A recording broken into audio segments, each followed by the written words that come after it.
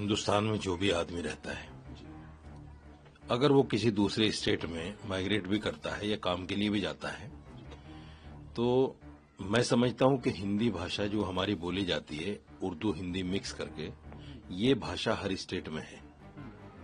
इसको समझा भी जाता है, इसको बोला भी जाता है। ऐसा कोई स्टेट नहीं है कि वहां के लोग इस भाषा को न समझते हों।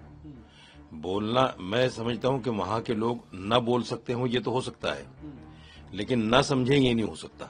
वो समझ लेते हैं, कन्नड़ हो या मराठी हो, जो भी हो, वो इस भाषा को समझ लेते हैं। बोलने में थोड़ी दिक्कत आती होगी।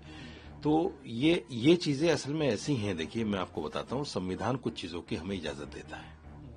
आर्टिकल 19 ये कहता है कि आपकी अभिव्यक्ति की आजादी है। आप जो चाहे बोलें, जिस जबान में चाहे बोलें, जहां चाहे बोलें। आपको कोई ये कहने वाला नहीं होता कि भाई आप मराठी क्यों नहीं बोलते, आप कन्नड़ क्यों नहीं बोलते, आप हिंदी क्यों नहीं बोलते, या आपको गुजराती क्यों नहीं आती। जो भी आदमी लैंग्वेज पे सवाल उठाता है हिंदुस्तान में रहकर, वो संविधान की अनदेखी कर रहा है।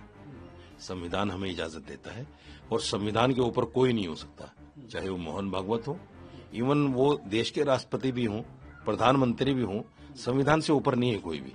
सब संविधान के अंतर्गत आते हैं।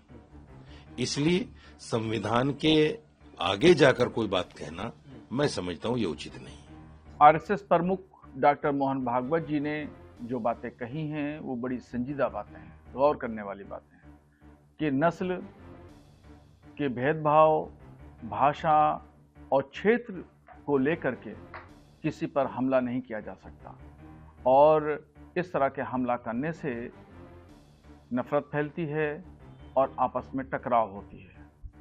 और इसी तरीके से उन्होंने हिंदू राष्ट्र के सिलसिले में बात कही और यही अल्पसंख्यकों के बारे में बात कही कि बगैर अल्पसंख्यकों के भारत अधूरा है।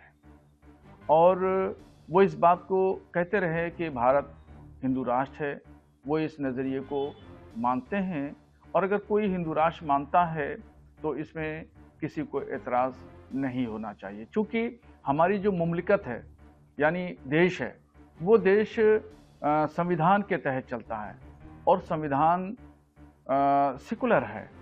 हमारे भारत से उसकी इबारत की शुरुआत होती है।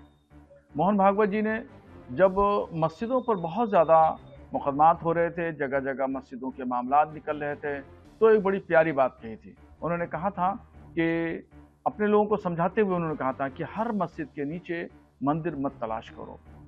तो वो समानता की बात, बराबरी की बात, देश की तरक्की की बात, विकास, डेवलपमेंट और कम्युनिटी को जोड़ने वाली बात हमेशा करते रहे हैं।